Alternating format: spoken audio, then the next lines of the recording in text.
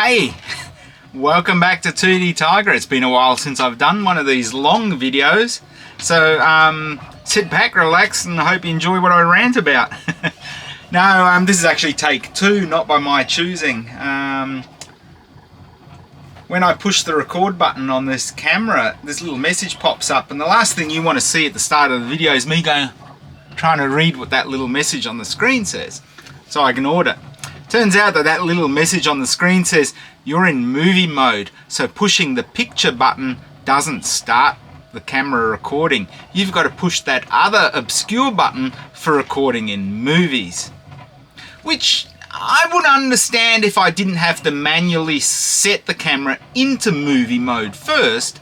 It would be awesome if you could just push the movie button and record movies, or push the photo button and take photos. But no, not in their infinite wisdom, they did not do that. You have to A, manually change the mode, B, then use the other button. And all you get is this microsecond of this little message that pops up that you need glasses to read. So there you go. Rant over.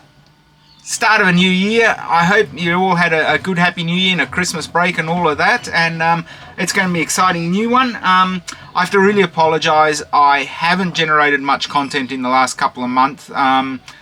Just put it out there, my father passed away just before Christmas, so things have been a little bit tough here, but I'm getting back into everything now, and let's do some fun stuff this year. So I thought the reason that I would do this video was because about this time last year, when I was just starting out on this channel, I did do a video about things that I had on the go and things that I was wanting to do in 2024. So some of those things we completed, some of those things have dragged on, some things are cluttering up the workbench out there. But generally I think I've had a good fun year, and I hope you guys who've been following and subscribing, I hope that you've all enjoyed it as well. I think it's been good fun. I like the stuff that I've been getting into. I just need to maintain a bit of focus and get back onto some of the things that I've been doing. So a quick rundown of the list from last year. I won't bore you too long. We upgraded the build plate on the Tron XY. That's been awesome for doing big 3D prints and stuff. It just peels off. You pull it off and just roll it and flex it. So that's great. Anybody, really highly recommend getting the magnetic build plate. That was after my experience on the Bambu X1 Carbon, which you'll see behind me now. That I've had that now for probably 6 months now, and really can't speak highly enough of it. It's people talk about the Bambu effect, where there's a whole lot of people now that are printing and have no idea about printing. They just slice and print. And I think really that's what the industry's needed. I think there's been too much. I have an intimate understanding of 3D printing, the materials, the properties, how all of that works, because I had so many years on the old printers that you had to do everything manually. Being able now to just slice the file, and most of the time you might have to fiddle with the orientation a bit, but that's it, and then send it to the printer, and it just prints like a HP printer. It's just there, and a little while later you come and take it off. That, I think, is really what Bambu has done, and that's why so many more people are getting into 3D printing now. I know people that are doctors and stuff that are buying 3D printers just to play with as a hobby. It's really amazing, and I think if we get more people into the hobby, it's got to be good for the industry. I think it is. I really only use the Tron XY if I have to do some really big stuff, because that's still 330 by 330 by 450. So it's a little bit bigger, but there's not much stuff I do with that. It's slow, it vibrates and shakes. Yeah, they've come a long way, and I'm really happy that I spent the money on that Carbon, X1 Carbon. Very happy with that indeed. We fixed the mill, so I can NC mill little aluminium bits and stuff like that. I don't think I've actually shown you that. The side project in relation to that, remember last year I ended up buying a small little XY, about A4 size router, and I've been really happy with that for cutting carbon fiber bits and pieces. Use a little burr bit. It's been working really good. That was that self-contained controller I had. That's all on there. I just put the SD card with the G code. It talks to the Arduino or whatever's on there, and it just works. I thought that was really well done for a simple little router project. I'd probably recommend getting something like that for if you've got a yeah, a kid that's getting into that kind of stuff, they would learn a lot from putting a project like that together. It's much like 3D printing, but you can get to route and cut. Now I got that because I wanted to put the laser cutter in, and I haven't actually upgraded to that. It literally is just a matter of unscrewing the motor and putting the laser cutter in there instead. Although I'm not sure about the modulation on off. That's what stopped me from putting that in there and trying it straight away. So I've got to do a little bit more research on that laser module that I've got. So there was the CNC router, the laser engraver /2. The safe cracking project has actually, whoops, dropped something there, excuse me. The safe cracking project has actually come a long way. This is the bit that clonks onto the safe. We got some big neodymium magnets there, the stepper motor drive in there with some screws that you screw onto the knob, and I just have to, now I'm printing up a little mounting plate for this micro switch. That's going to go in there, and that senses when the knob doesn't return far enough anymore because the safe is opened. It'll always turn anti-clockwise if the safe isn't open, but the moment you get the combination right, when it goes past 0, it'll stop at a point because it has to lift that latchy thing up, and it'll stop. And I can detect that because the switch won't be activated at that transition, and if the stepper motor's counted enough steps, then something must have changed. So that's an ongoing project. I was really looking forward and hoping that I could do that with Alex. It's a good little Arduino coding project. I thought he would have been interested in that. We did a bit of 3D printing, a bit fiddling around, and he's lost interest in that. I guess he's getting into that age now. Really sad. I'm doing so much stuff here, and he's just into Minecraft with his buddies online. That's consuming him. So I think we're going to have to work on him this year and try and get a little bit more happening. Man, I'd have killed to have access to this kind of stuff when I was his age. The things we used to do back on the farm with very little resources, yeah, we probably would have made nukes by the time I was his age if I had access to all of this technology. So anyway, Angie's on the up and up. I think she's more interested. She likes coming out, although her attention span isn't the same as Alex. She's got my ADHD, so I need to keep her on track and on focus. We've got the mini quad, which is ongoing. I haven't been into quads much the last few years. It's just so time consuming keeping that skill from perishing. You need to fly every few days on the simulator and stuff, and I just found it was taking up too much time. I'm getting so time poor these days. I've already talked more about the 3D printing. I think we've done most of that. And the other stuff that came up during the year, which I didn't talk about when we did the original video, was the FT757, the antenna projects to go with that, and in particular the side project, which was the wire weaver. So that, yeah, I've got all the bits for that. I want to get that going. I'm thinking this year, I've tried 3D printing bits and driving it other way. I think this year I might do something like see if I can just put a cordless drill on it to activate it and drive the whole lot. So that might be an idea. So that's got to go. I've got that written down as to continue. I've got 2 FT757s there. One is the newer upgraded one. I can't remember what was wrong with that one. I have to go over my notes. We'll go back in my videos and have a look at that. But the real bodgy one was that one that I put all of the odd components in just to get it going. Now that radio works great. The power rolls off to only about 10 watts at 30 megahertz. I'm not sure if that's because of the BD139 pre-driver that I've got in there, or whether that's because of the 1N4148s I'm using in the last mixer. Now can't get those original, pardon me, excuse me, pin diode mixers anymore. They're long obsolete. But I found that some pretty standard Schottky in a TO23 6 case actually have got lower capacitance and better characteristics than those original pin diodes. So that's probably why the other ones are so obsolete. So I got some of those from DigiKey and I'm going to whack them in. I think I might actually do an experiment. That's going to take me an hour of fiddling around with that radio. I might attempt my first live of that, so if people are interested, leave us a comment. I might do a live video of that, and I'll be answering any questions during that time if people are interested in watching. I suspect that there'll be so few it'll literally be a one-on-one, so if you want to do that, that could be quite fun.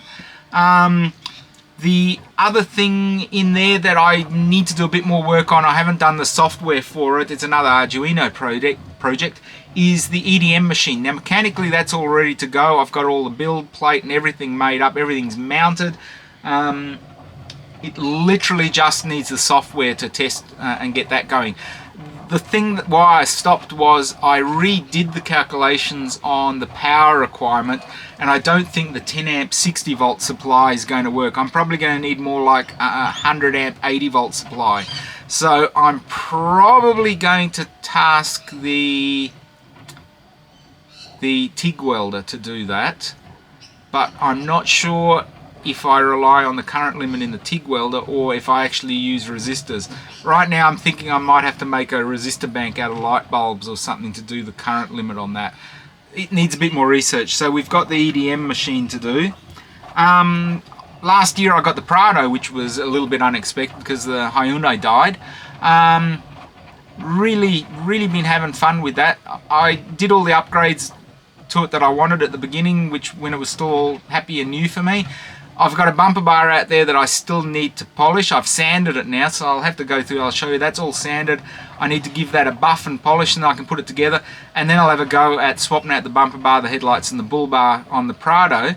And I want to look at welding up a frame to go behind that bull bar to put the winch. So I don't want to use the bull bar because it's only an aluminium one to hold the winch, but there's more than enough framework in the chassis behind there that I think I can make up a weld up a mount for the for a good size winch behind that bull bar.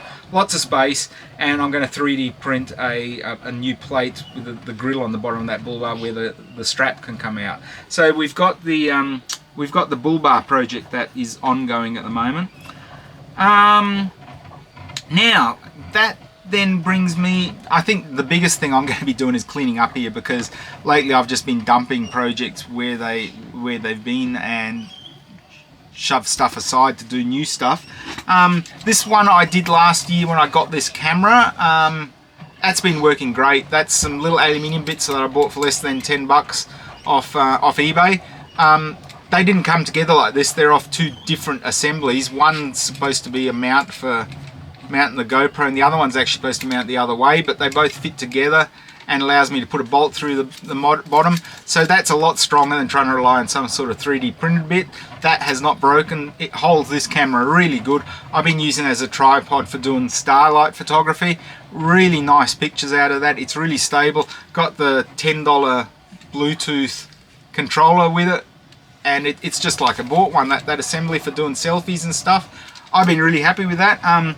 If anybody's interested, I can dig up the files for that, post them somewhere if you want to make that.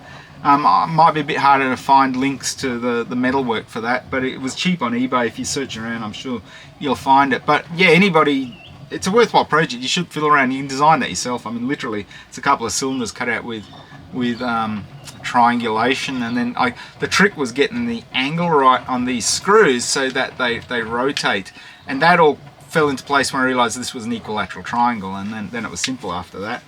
So that's the bulk of the projects from last year. I did try getting OpenCV running on a Raspberry Pi and have not had any luck with that.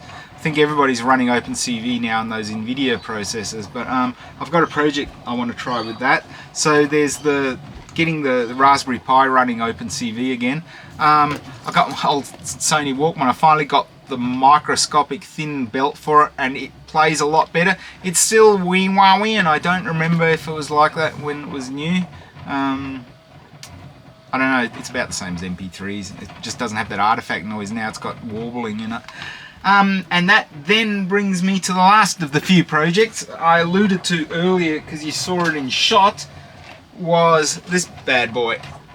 So this is a cheap Align 600 T600 Nitro helicopter.